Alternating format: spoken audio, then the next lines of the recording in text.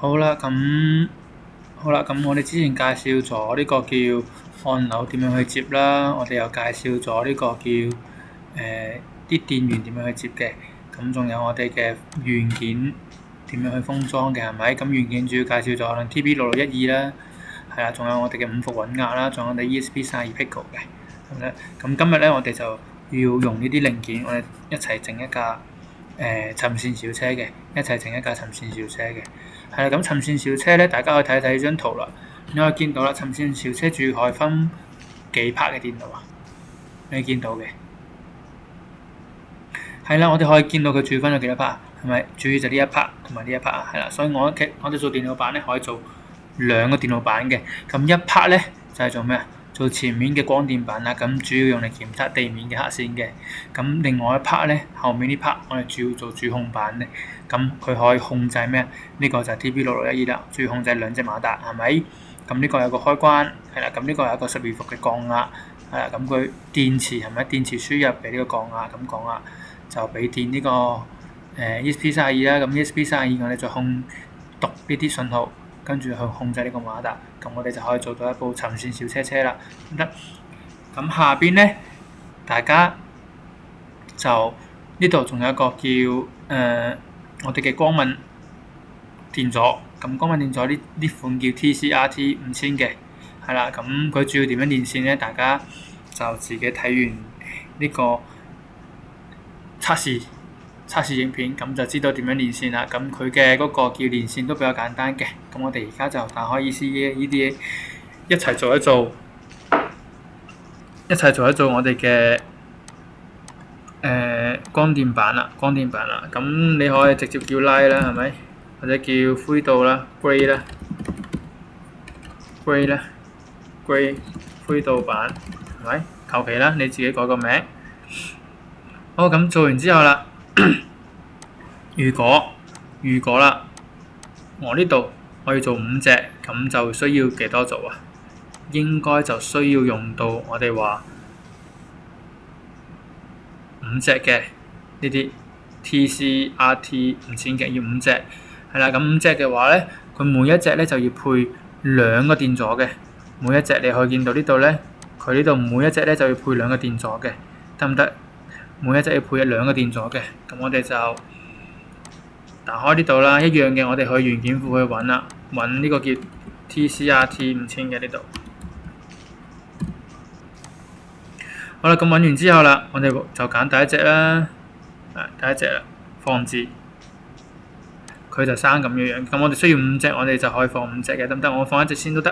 係啦，咁電流咧就由呢度流入，呢度流出嘅，得唔得？咁呢一個咧其實就係一個叫紅外嘅發送。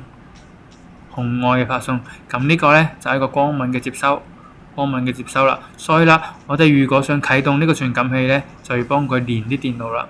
咁因為佢呢個紅外嘅送電嘅，所以正常嚟講咧，我哋就要俾個正極同埋俾個地線佢，係啦，冇錯啦。咁我哋正極同地線咧可以呢度揀嘅，得唔得？可以用 VCC 俾佢啦，跟住我哋可以俾個地佢啦。咁呢邊咧一樣啦，我哋都要俾個 VCC 同埋俾個地佢嘅，得唔得？呢邊就係一個紅外嘅接收，得唔得？呢邊都要有個 VCC 同埋有一個地線啦。咁點解我唔直接連埋佢咧？因為啦，我哋話啦，呢啲電路咧，如果你淨係呢個就好似我哋個 LED 燈咁啦。咁如果你就咁接個電路，如果呢個燒咗咧，咁就會令到成個電路短路嘅。所以正常嚟講咧，我哋會加個咩啊？係啦，我哋要加個電阻嘅，得唔得？咁電阻嘅，咁呢邊咧，左邊呢邊咧，我建議大家加個1K 嘅電阻就夠噶啦，1K 嘅電阻。咁你可以用翻我哋嘅0805啦，1K 0805嘅，你可以就咁打，應該都係揾到嘅，係啦，0805 1K 嘅呢度，係啦，咁你就可以放置啦。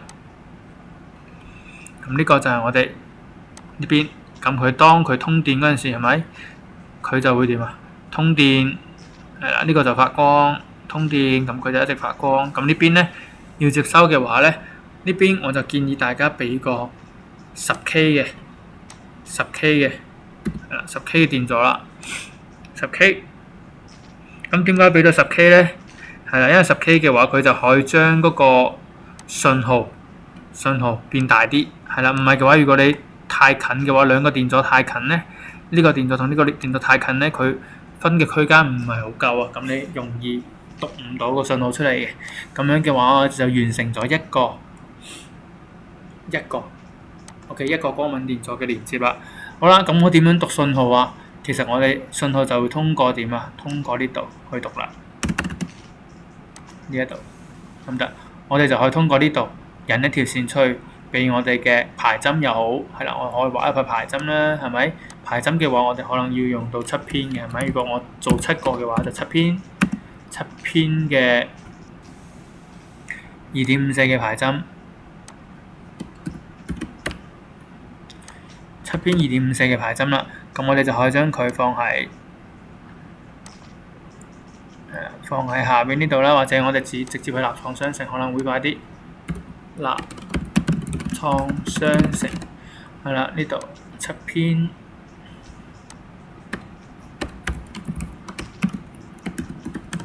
2.54呢個係咪？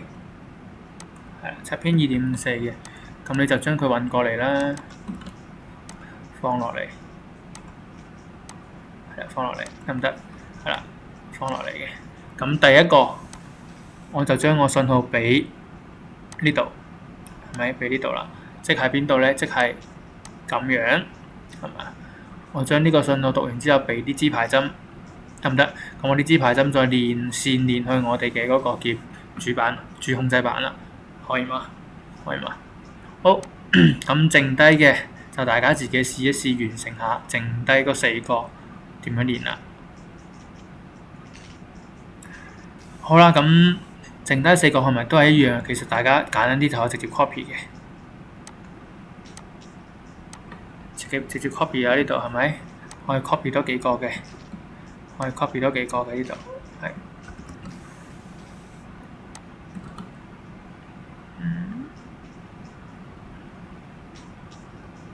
咁樣。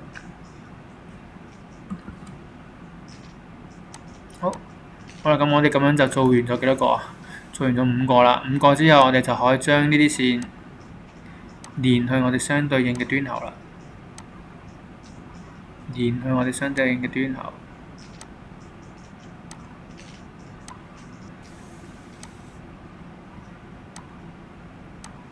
得唔得？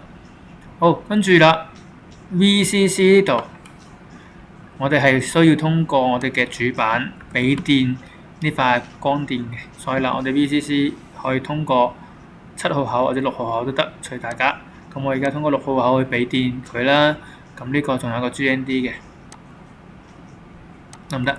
咁即係代表啦，呢度我哋可以插 ESP32俾電，俾第一個 sensor， 係啦，俾第二個 sensor， 第三個 sensor 啦，得唔得？咁樣嘅話，我哋就完成咗第一個 LiPo 嘅一個設計，即係個光電傳感器板嘅設計。咁光電傳感器板咧，最尾會變成咩樣咧？其實佢最後就係光灰導板，係啊，灰導板、灰導傳感器啊。咁最尾其實佢就係咁嘅樣嘅一款，得唔得？咁嘅一款樣㗎，你見到啦，呢個就係5隻嘅，呢個就係5隻嘅，係啦。咁有啲係1隻嘅，係咪？咁有啲你見到啦，有啲係好多隻㗎，10幾隻都有嘅，得唔得？咁我哋整個5隻嘅試下先。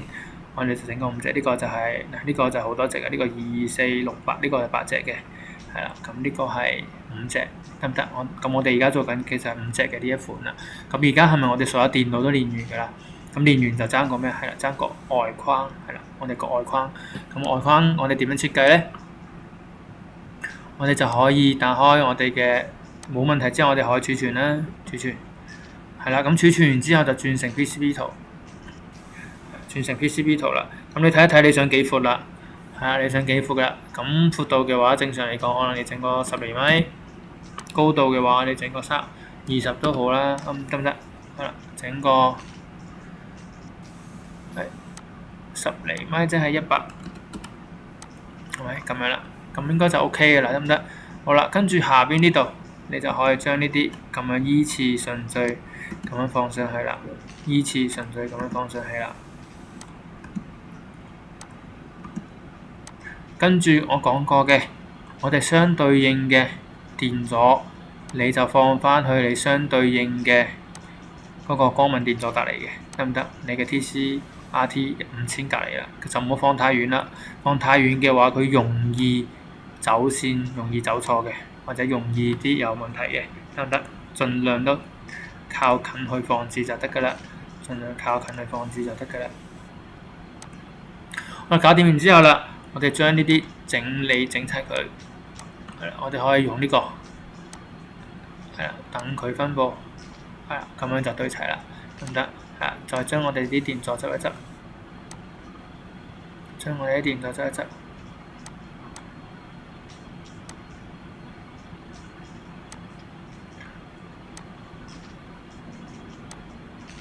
就唔好搭埋一齊啦，搭埋一齊嗰陣時看唔到㗎，到時焊接嗰陣時會看唔到㗎，焊接嗰陣時會看唔到㗎。好啦，咁最後搞掂之後咧，你就可以將你啲塊放喺呢度啦，得唔得？咁呢度咧就代表佢係到時我哋可以用啲排針排線可以插去我哋嘅主板嘅。咁呢度就5個信號會俾5條線去主板啦，得唔得 ？OK 嘅話，我哋自動報線。